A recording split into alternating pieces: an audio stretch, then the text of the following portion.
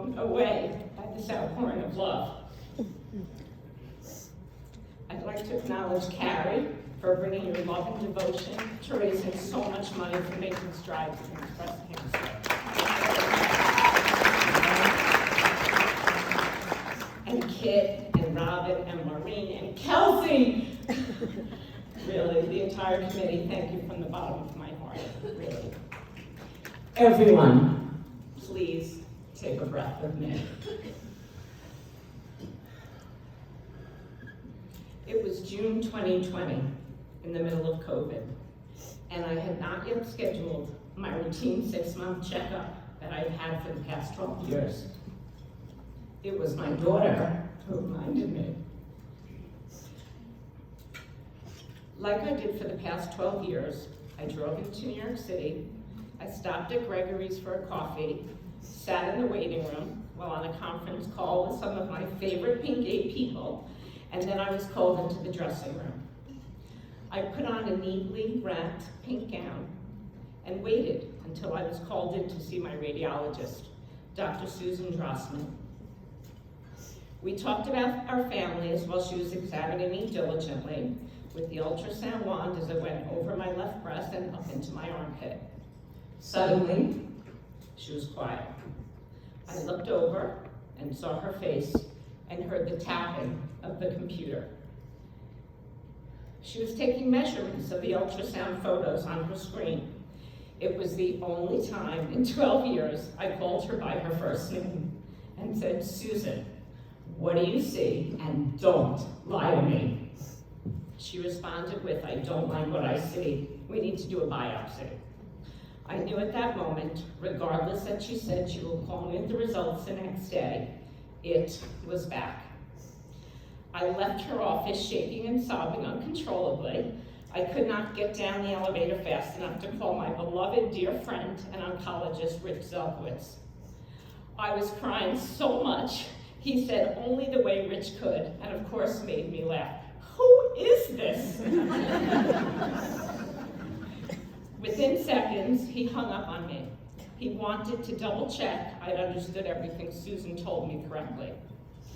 The next day, I received a call from Susan, and she said, "Are you alone?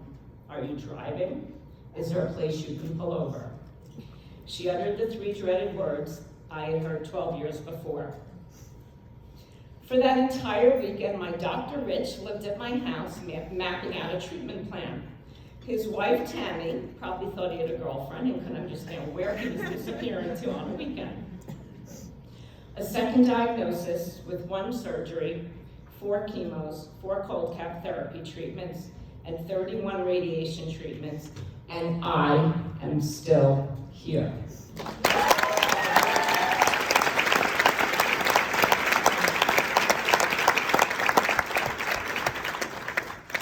Please don't be afraid for me or in awe of me.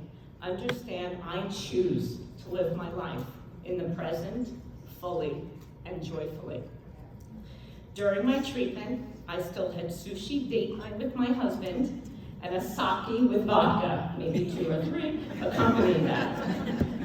I still met weekly with my mother and sister, walked with dear friends through Central Park, worked intently on my porch with my partner in crime on our Pink Aid first-time virtual event, helped other women overcome their fear from a new breast cancer diagnosis, met my son for dinner, and 1 year later, I danced at my daughter's wedding. And my son-in-law. Getting cancer again forced me to face my greatest fear and gave me the freedom to choose joy. I am honored and grateful to be standing before you, accepting this award from this incredible organization, ACS's Women Leading the Way to Wellness, that eats and breathes balance, health, and wellness, the key elements to thriving. I am here because of all of you. My family, including my Pink Aid family, my friends, and this loving community. You have all allowed me to choose joy. the joy that comes from a balance of feeling loved and feeling that I have love to give in return. During my chemo treatments, a woman called me late at night, terrified that she'd wake up with no hair on her head. How do I face my 6-year-old son in the morning, she asked.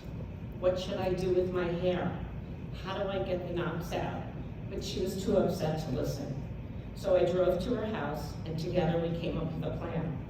The next day, she FaceTimed me and showed me her new bob haircut. She had a huge smile on her face. There is no greater joy than being there for others. Letting this woman know she is not alone and empowering her with confidence and strength to be fully present with her son in the morning was my chance to give love back. We all have our own story to tell. This is not a dress rehearsal. We only get one shot at life. Take ownership of your joy. Choose your best life by finding the balance between self-care and caring for others. We all need our communities, our families. We need our friends.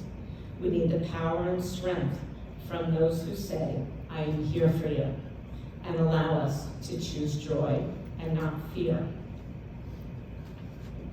The 3 words are not, I have cancer. They are, I am here. And now, I am here for all of you with gratitude.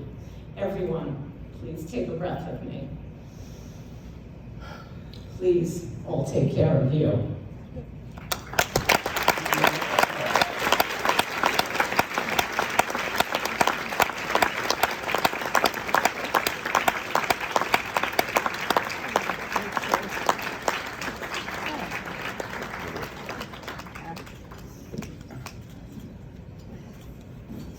Okay, for those of you bidding